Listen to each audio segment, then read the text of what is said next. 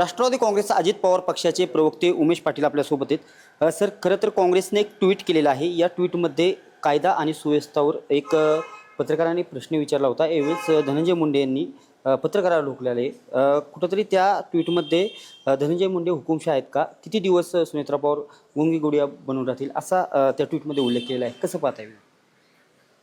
हे पहा, काँग्रेस हा विरोधी पक्षात असलेला पक्ष आहे आणि काय ट्विट करायचं काय नाही तो त्यांचा अधिकार आहे। आणि सुनेत्रा वहिनींनी बीडमधली जी पत्रकार परिषदेचा आपण उल्लेख केला, त्या पत्रकार परिषदेमध्ये पत्रकारांनी विचारलेल्या सगळ्या प्रश्नांना सुनेत्रा वहिनींनी उत्तरं दिली आणि पूर्ण वेळ व्यवस्थित पत्रकार परिषद झाली। आणि झाल्यानंतर ज्यावेळेला प्रश्न संपले त्यावेळेला पत्रकार परिषद संपल्यानंतर आपण धन्यवाद म्हणून उठून जातो त्या ठिकाणावरून, तशा पद्धतीनेच ते गेलेले आहेत। आणि त्यावेळेला बीड जिल्ह्यातले नेते म्हणून त्या ठिकाणी धनंजय मुंडे म्हणा, त्याचबरोबर प्रकाशदादा सोळंके असतील, अनेक आमचे तिथले सहकारी आमदार हे वहिनींच्या सोबत होते, सगळेच त्या ठिकाणी उठून त्या ठिकाणी गेले। कुठल्या संदर्भानं काँग्रेस पक्षानं ते ट्विट केले हे काही समजायला मार्ग नाही। आणि राहिला प्रश्न सुनेत्रा वहिनी पवार यांना गुंगी गुडिया हे म्हणणं आता किती प्रस्तुत आहे हे काळच ठरवेल, परंतु अशाच पद्धतीचा उल्लेख इंदिरा गांधीच्या बाबतीतही करण्यात आलेला होता। आणि त्यामुळं इंदिरा गांधी ज्यांनी बांगलादेशची निर्मिती केली, पाकिस्तानचं युद्ध जिंकून दाखवलं, राष्ट्रीयकृत बँकांची निर्मिती ज्यांनी केली, अनेक निर्णय इंदिरा गांधींनी केले। आणि त्यामुळं स्वतः अटल बिहारी वाजपेयी यांनी इंदिरा गांधीचं वर्णन त्या ठिकाणी कशा पद्धतीनं केलं होतं, कसं कौतुक केलं होतं हे आपण सगळ्यांनी त्या ठिकाणी ऐकलेलं आहे, पाहिलेलं आहे। सुनेत्रा वहिनी पवार या मूळच्या उस्मानाबाद जिल्ह्यातल्या पदमसिंह पाटील यांच्या घराण्याची पार्श्वभूमी असलेल्या त्या आहेत।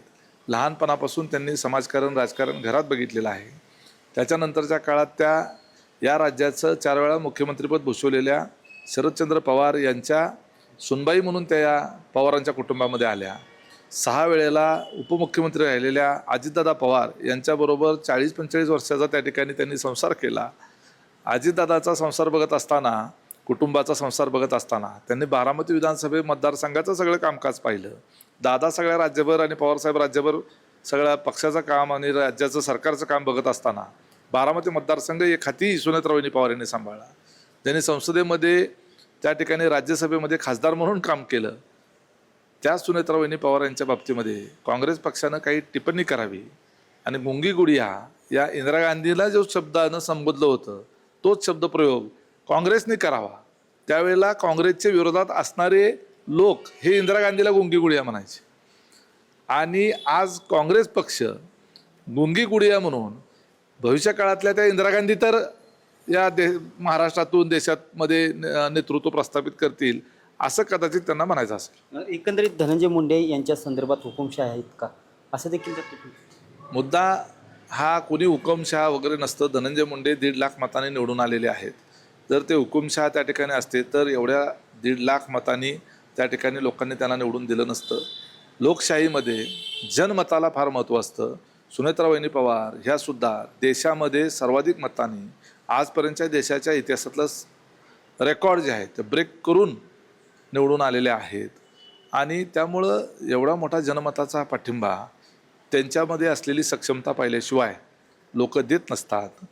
आणि त्यामुळं अशा पद्धतीनं काँग्रेस पक्षानं काही बोललं म्हणून त्याच्यावर आम्ही लगेच प्रतिक्रिया द्यावी एवढं काही ते महत्त्वाचं ट्विट आम्हाला वाटत नाही। नक्कीच हे उमेश पाटील होते। खरं तर भविष्यात सुनेत्रा पवार ह्या इंदिरा गांधी असतील असं प्रत्युत्तर आहे ते काँग्रेसच्या ट्विटला उमेश पाटील यांनी दिलेलं पाहावयास मिळत आहे। कॅमेरा पर्सन अभिजित पिसे समिती पक्कापरे, TV9 मराठी, पुणे।